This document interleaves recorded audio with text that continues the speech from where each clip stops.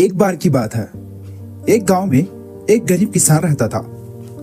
उसके पास बहुत ही कम जमीन था और वह मुश्किल से अपना गुजारा कर पाता था। एक दिन वह अपनी जमीन पर काम कर रहा था जब उसने एक अजीब सी लड़की को देखा। उस लड़की ने महंगे कपड़े पहने हुए थे और उसके पास एक सोने का सिक्का भी था। किसान ने लड़की से पूछा, आप कौन हैं और आप यहाँ पर क्या कर रहे हैं? लड़की ने कहा, मैं एक परी हूं।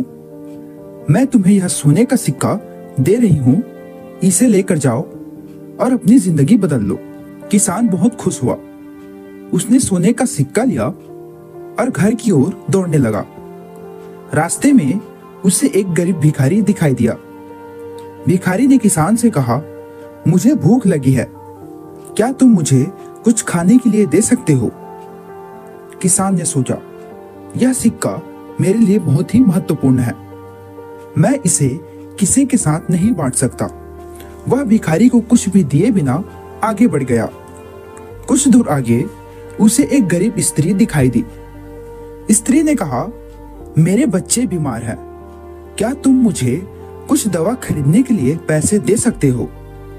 किसान ने फिर सोचा, यह सिक्का मेरे लिए बहुत ही महत्वपूर्ण है, मैं इसे किसी के साथ नहीं बांट सकता।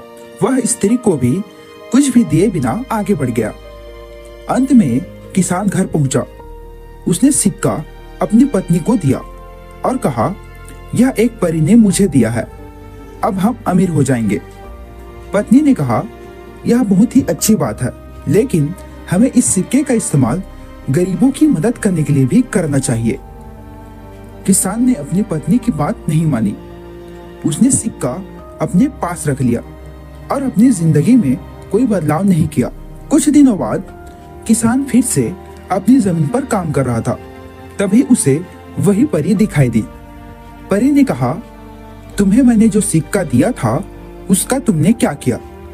किसान ने कहा, मैंने इसे अपने पास रख लिया है, अब मैं अमीर हूं और मुझे किसी की मदद करने की जरूरत नहीं है।